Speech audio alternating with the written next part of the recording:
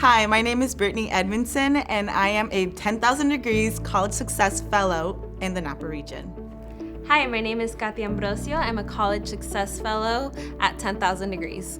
I'm the first person in my family, extended and not extended family, to go to college. I also come from a low-income background, so people in 10,000 Degrees kind of relate to each other in that part of like getting that access to higher education.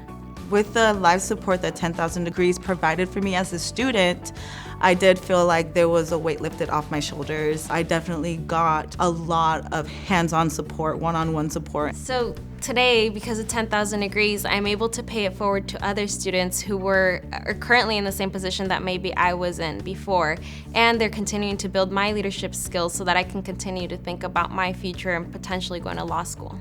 Thanks to your generous support, we're able to help more students in Napa get to and through college. Students don't have to have a certain GPA to be in our program, and we really believe that all students have the potential to get a higher education.